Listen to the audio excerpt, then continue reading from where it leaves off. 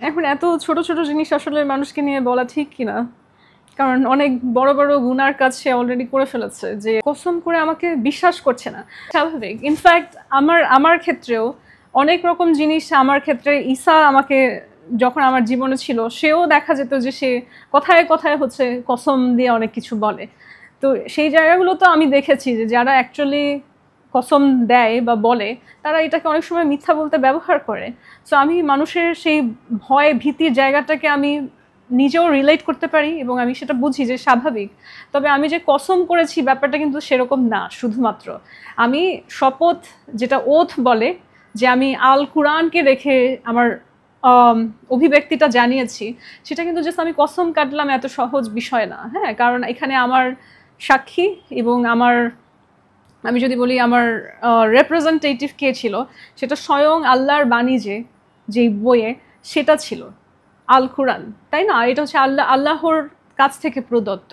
তো এটা আসলে স্বাভাবিকভাবে কসম কাটা সেরকম না। সো এটা মানুষকে, যারা বলছে যে এরপরও বিশ্বাস করা যায় না, এটা তাদের নিজেদের ধর্মীয় মূল্যবোধের কিছুটা ঘাটতি আমি বলবো। কারণ তার মধ্যে যদি আসলে আল্লাহর প্রতি সত্যিকারের বিশ্বাস থাকে, যদি তার প্রতি আল কুরআনের প্রতি সত্যিকারের সম্মান থাকে, তাহলে সে নিশ্চয়ই এটাকে ভ্যালু করবে। কারণ এটা কোনো, একটা মানুষের সেই রকম ট্রান্সপারেন্সি না থাকলে, কলিজা না থাকলে, নিজের উপরে সেরকম অগাধ বিশ্বাস না থাকলে, কোনো মুসলিম আসলে আল কোরআনকে রেখে বলবে না।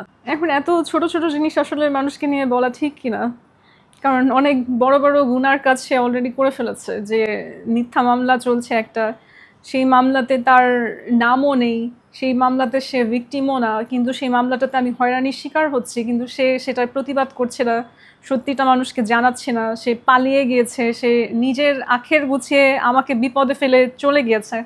এই জিনিসগুলো তো আসলে ক্ষমার অযোগ্য। তারপরেও আমি তার সিচুয়েশন বোঝার চেষ্টা করি, যে হয়তো আমার থেকে তার নিজের ইমেজ বাঁচানো, চাকরি বাঁচানো তার কাছে বেশি গুরুত্বপূর্ণ ছিল। কিন্তু তার একটা হ্যাবিটই ছিল হচ্ছে মিথ্যা বলা। এটা শুধুমাত্র কসমের ব্যাপার না, সে অনেক ছোট ছোট জিনিসে সে অপ্রয়োজনীয় মিথ্যা বলে। যেমন আমি যদি একটা এক্সাম্পল দিই, যে ও গোসল করে হচ্ছে থালা বাসন ধোয়ার যে স্ক্রাব থাকে, যেটা দিয়ে আমরা অ্যাকচুয়ালি থালা বাসন ধুই, ওইটা দিয়ে গোসল করে। এবং এটা কিন্তু একটা ছোট জিনিস, এটা মিথ্যা বলার কিছু নাই। সো আমি ওকে একবার জিজ্ঞেস করলাম যে মানে ওয়াশরুমে কেন ডিশ ওয়াশিং স্ক্রাব রাখা। সো আমাকে বলল যে ওই বাসার মেয়েরা এটা দিয়ে বেসিন এগুলো ক্লিন করে। আমি বললাম ওকে, ঠিক আছে, মেবি। তারপর আমি আবার একবার বললাম যে জানো, এটা কিন্তু একটা ট্রিক, স্কিন কেয়ার ট্রিক। অনেকে অনেকে হচ্ছে যাদের অনেক রাফ স্কিন থাকে, তারা কিন্তু এই ডিশ ওয়াশিং স্ক্রাবটা ব্যবহার করলে ভালো ফল পায়। মানে তুমি কি এটা জানতে? একই ব্যক্তি আমাকে বলে হ্যাঁ, এই জন্যই তো আমি এটা দিয়ে গোসল করি। You got the point. মানে সে অনেক অপ্রয়োজনীয়, অকারণে, মানে কোনো প্রয়োজন নাই সে মিথ্যা বলে।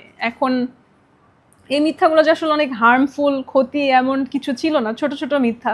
কিন্তু এখন আমি রিয়েলাইজ করছি যে আমরা অনেক ছোট ছোট জিনিস যেগুলোকে ইগনোর করি, ওগুলো আসলে রেড ফ্ল্যাগস, ওগুলো ইগনোর করা উচিত না। কারণ যেই ব্যক্তি ছোট ছোট বিষয়ে মিথ্যা বলে, সে আসলে অনেক বড় জায়গায় মিথ্যা বলতে সক্ষম।